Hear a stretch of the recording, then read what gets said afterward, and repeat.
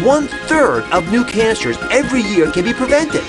Yes, prevented, with a wholesome diet, regular exercise, and a healthy weight. And for some cancers, that number jumps as high as 70%. How can this be true? The secret may lie in a new science called epigenetics. Groundbreaking research has shown that the food we eat may actually have the ability to turn on or off the genes that allow our cells to turn into cancer. Could this mean that one day your supermarket could become your super pharmacy, selling superfoods that help prevent cancer? So what are the top cancer-fighting foods? Today, I'm going to arm you with the grocery list that could save your life.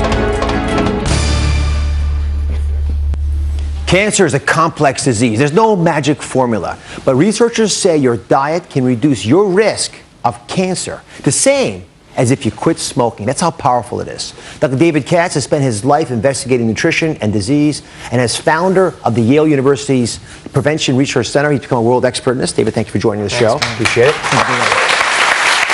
You talk often and very passionately about the fact that diet can prevent cancer. Defend that, explain that. Absolutely, there's no question. Studies have consistently shown, Mehmet, that if you eat optimally, at least 30% and as much as 60% of all cancer can be prevented by multiple mechanisms. You're improving the health of your cells, you're boosting the function of your immune system, you're better removing toxins from your body. And as that video just showed, you're actually changing the behavior of your genes. I want to make this come alive for everybody. This is so profoundly important. It's a different way of thinking. And I have an animation that's going to help us do this. So if you imagine that you're looking at a cell, any cell in the body, let's really dive down to what's happening deep in the cell where Dr. Katz is speaking about genes. There's a blueprint in our body, the chromosomes, the genes that allow our cells to do what they want to do. When there's an area, a hot spot in the cell that breaks, and it can form a cancer cell. And those cancer cells rapidly reproduce. When they're located within, for example, the lining of your intestines, they'll grow and grow and grow, and they'll drag blood supply with them. As they drag the blood supply, guess what? Cells will escape. Cancer cells will escape and go into other parts of your body. I want you to see this in action. Karen says her diet helped her body beat one of the scariest cancers a woman can get. 3 years ago, at the age of 48, I got the shock of my life. I was diagnosed with stage 3 ovarian cancer. I was terrified. I had surgery to remove the tumor and went through 12 rounds of chemotherapy. But when all is said and done, I truly believe my diet is the reason I'm still alive today. 1 month after my diagnosis, I made green food my medicine. Every day I infuse my body with leafy greens, green tea, sautéed vegetables, and a green shake using kale, cabbage, and parsley. I'm now 3 years cancer-free and I feel wonderful. I know ovarian cancer is aggressive, but I believe you can help your body beat even the most devastating diseases. You are what you eat, and I'm living proof. Congratulations, Karen. Thank you. You look wonderful. Thank you. Good. You know, I love talking to folks who actually have beaten ailments, because you have so much to teach us. So how important do you think your diet was in beating the cancer back? Well, very important. I've always had a passion for healthy food, and so I knew I had to cram nutrients, and I had to supercharge my immune system, and the only way to do that is with green. I was going green. This is the magic drink, the green drink you speak of? That's right. Can I taste some? Absolutely. So this is kale, chard, collards, lemon with the rind, ginger, celery. See how optimistic she is? I'm going to like it. Goes into the brim. All right, here goes. Watch my facial expressions. It's good. It is good. Yeah. The lemon really smooths it out. The lemon helps a lot. If it wasn't for the lemon, it would be a little bitter.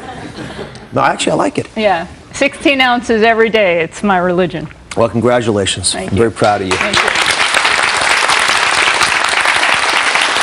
Just to take it outside of where folks, often think this is woo-woo stuff, and it's just a wives' tale. Research using concoctions like this has shown that laboratory mice fed the same diet grow tumors that are a lot slower and a lot smaller than rats and mice that eat the regular stuff that they're given. So I think you're very wise. Thank you. And by the way, some of you may not like a green drink because it is a little pungent. but there are lots of other options that are sort of along the same lines. How you can turn your grocery store into our pharmacy. Dr. Katz, grab your list. I've got it. I've Okay. got glasses so I can actually read Yes, it. yes, the glasses. So the list you all have is one that I'm going to go off of. It's pretty straightforward. We're going to highlight a few foods from this list, and we're going to take you through the very basics of how David and I, Karen and others who spend a lot of our lives studying how food can prevent cancer can change your life today, every single day. So I want you to rethink completely your refrigerator. Take all the bins, all the shelves, and empty them out. And I want you to refill them with the following foods, okay? Now the first group that David and I are going to talk about are called the Fighting Five. These are the vegetables and fruits. So, David, why are 5 servings of fruits and vegetables so critical if we're going to fight off cancer? You know, everybody's heard that fruits and vegetables really are the most nutritious foods. They don't have an excess of sugar. They don't have an excess of salt. So let me give you one little tip that I'm aware of. The tomatoes have something called lycopene in them, and there's some carotenoids in carrots, and they actually are released by cooking them. If you mix them with oil, they're absorbed into the body more readily. And these are very potent products. They're antioxidants that can look at that little blemish that I showed you on the chromosome earlier and help the body repair those areas that are damaged by natural oxidation processes. David, talk a little bit about fruits. Why are they so important? Well, you know, it's interesting, man. Actually, studies show different effects of fruits and vegetables. So vegetables are often shown to reduce risk of certain disease, and fruits other diseases, because the phytochemicals, these antioxidants we're talking about, and that's really a big part of the action.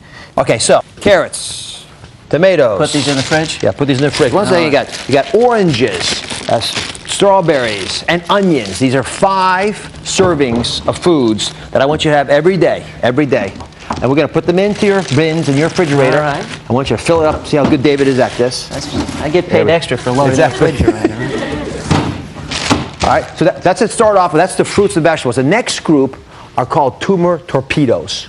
Right? And those are... Everybody calls them that? We're going to call that today. It's memorable. And these are the whole it is. grains. All right? And we want 3 servings of whole grains a day. And they come in many different forms. David, talk to me about whole grains and why do they actually torpedo tumors? Well, you know, for one thing, they're loaded up with fiber, Mehmet. And fiber, among its other effects, helps move things through our primary detoxification system, our gastrointestinal tract. And so carcinogens in our body will actually move out faster. And the fewer of them you have, the less risk of cancer. But in addition, many grains are also a source of soluble fiber. They stabilize hormone levels, lower blood insulin, reduce inflammation. Multiple mechanisms, multiple benefits. Okay. So we're going to put these in the fridge. Why are we doing this? So you don't forget. The fridge. Right? This is exactly what you're going to be doing at home. Right? 3 servings a day, pretty straight up, nothing magical here. Here, put some whole grains in there as well. Our wives would be impressed that they we're would. doing this. I'm doing this mainly to show off, by the way. This doesn't fit. All right. Yeah, right. So, okay. so the tumor torpedoes. Now, group number 3, again on your list, right in front of you, are the superfoods that fight cancer via a very different mechanism. These are called cell commando foods. Fish, vegetable proteins, like salmon, soy milk, edamame, you know, different superstars, but they're all in that same family. Why are they so important? Well, you know, the interesting thing, Mehmet, is when we think of protein, we may think of meat, but that comes along with saturated fat. That actually can increase inflammation and is associated with increased risk of colon cancer in particular. So we're going to move these all over. So a serving size of salmon a day, or edamame, a glass of soy milk, and that gets us into the last category, the last anti-cancer food that we're going to focus on, and these are the herbs and spices. You know, garlic, ginger, turmeric, curry, cinnamons. There are many of them. They all have natural anti-inflammatory properties, and they are nature's oldest drugs. So, if we call these the firefighters, which is what they do, and help walk us through why they're so important. Well, you know, it's interesting. You look at the bright colors here. I've got turmeric, and a lot of these spices are used in cultures where the climate is warm and food can spoil. And one of the reasons they became popular is they prevent food from spoiling. They actually fight germs. They have antimicrobial effects, anti-inflammatory effects. So again, we're tipping the balance of inflammation in favor of our immune system so we can direct our attention where it needs to go, fighting off the risk of cancer. Now, got some garlic here. Have you ever noticed that garlic doesn't actually have an odor until you cut it? And that's interesting for a couple reasons, because as I cut this and give it a minute or two... You're a surgeon, so we assume this is safe, right? It's safe. But when you chop garlic, you actually allow it to get exposed to air, and that turns on a very important chemical called allanase. This is a potent anti-cancer drug. It actually slows down the ability of cancer cells to keep dividing uncontrollably. So we're going to take things like the garlic and make it a part of your natural diet. So you want a head of garlic that you're going to eat by the end of the week. Back to the we'll fridge. put it in there. I don't want to see it there by the end of the week. Some of these spices in there as well. You know, very rational foods, easy to adopt into your diet. You know, nothing's too magic about this. No, are we refrigerating these too? Now, so we gave this anti-cancer shopping list to Sheila, who's joining us today. Welcome to the show, Sheila. And so Sheila actually, with a house full of 5 men who are joining us today, began to cook this for her husband and kids. Here's an example of what you guys are doing. Sheila, practical advice to everyone watching. When you took this shopping list, you began to use it. How difficult was it? Surprisingly not difficult at all. But it was good because it made us much more conscious. You know, we're not usually quite that organized and structured, and it was good. So one complaint I hear from a lot of folks when they hear about healthy foods is that it's much more expensive. So how did this affect your grocery bill?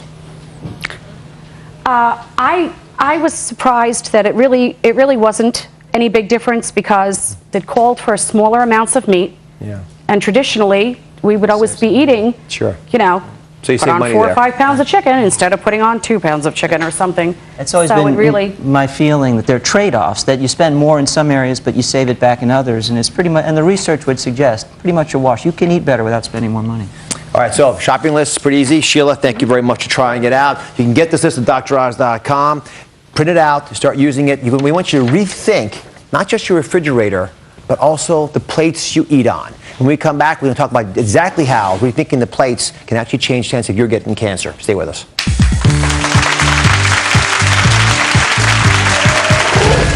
Up next, Now, these are the kinds of foods we should be talking about today. Here's how we're going to break down your 5 servings of fruits and vegetables. find out which food should be on your plate and the correct proportions for each. Now, the good fats, part that I like a lot. Plus, how to cut your risk for breast cancer by as much as 72%. You can bottle that into a pill. You think you'd be hearing about that? Next.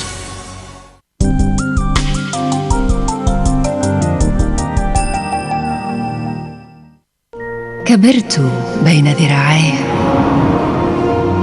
علمني أن أحب أن أحلم دوران شبرا قريبا على MBC 4 للمرة الأولى على شاشة التلفزيون The Vampire Diaries الليلة 11 KSA على MBC 4.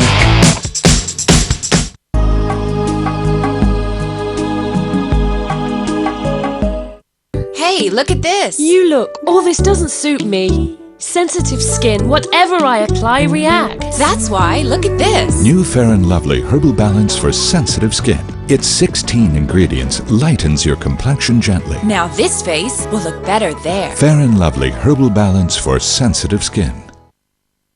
الآن مع عالم التسوق نعطيك أفضل المنتجات بضمان استرجاع خلال 30 يوما. منتجاتنا مختارة عالميا لجودتها العالية وفقط لدينا في الشرق الأوسط.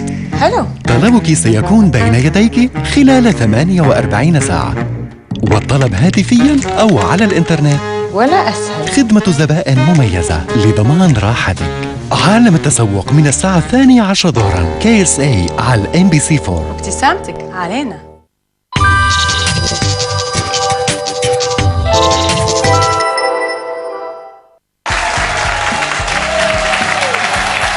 We're fighting cancer from the refrigerator to the plate. I've given you the essential list of anti-cancer foods that you put in the refrigerator. Now we're going to move it to the plate. So Dr. Katz, let's talk about how a plate should look. Give me a rough idea. All right. Well, about half the plate. You going to help me out with this tape here? I will. You had that mastered earlier. There we go. All right, so we'll tape out half the plate. Good. And about half should be filled up with vegetables and fruits, which we've already talked about, really have a whole variety of cancer-fighting properties. And then only about a quarter of the plate really should be the proteins. Another quarter should be the grains. And then we have a little sliver here for some treats we'll talk about.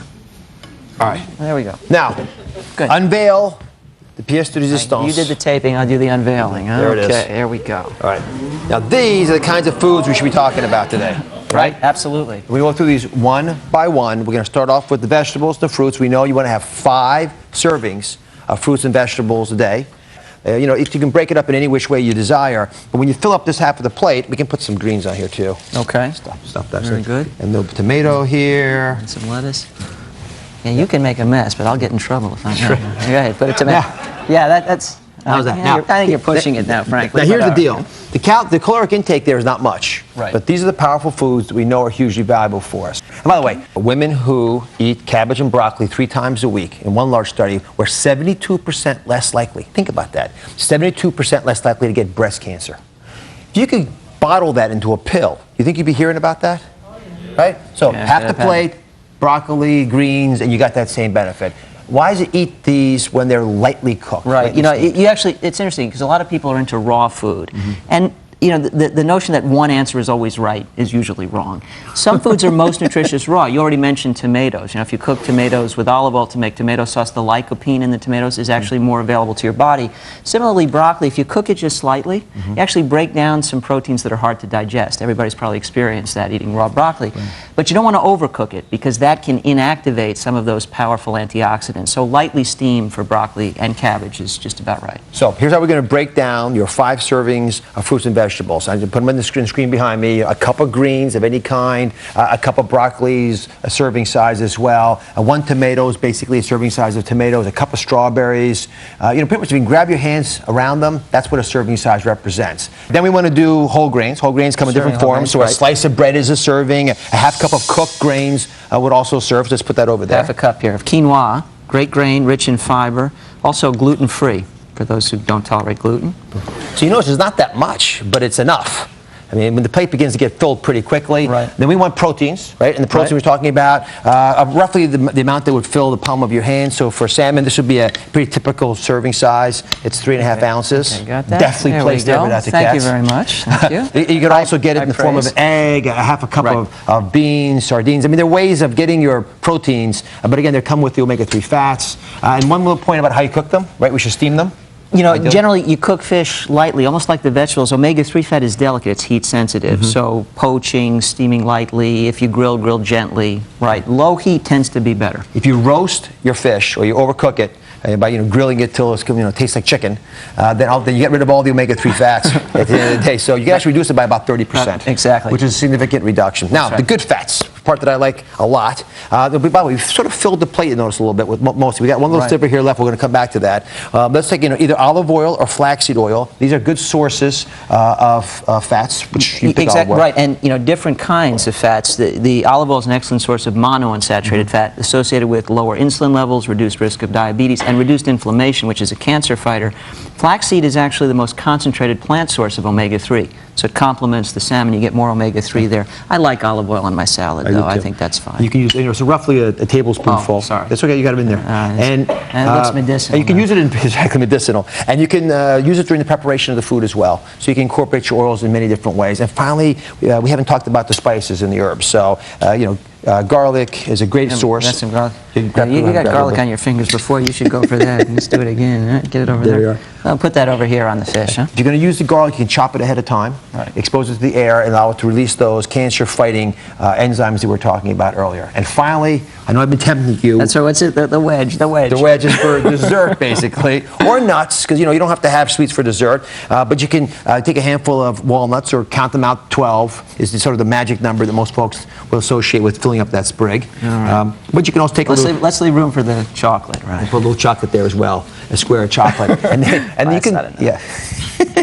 It's robust. It's robust. Now, why are nuts so important for fighting cancer? Well, nuts like walnuts not only have a high content of minerals, magnesium, calcium, they also are rich in antioxidants, and actually walnuts are another rich source of omega-3. So, does this look edible to everybody here? Yeah. Right. I mean, this would be a great meal, I think. And you multiply that by a couple a day, and you've gotten what we've been talking about today. You can find a list of all of these anti-cancer foods on DrOz.com, along with recipes to create your own meals to help you fight cancer. Dr. David Katz, thank you very much for joining us, as always.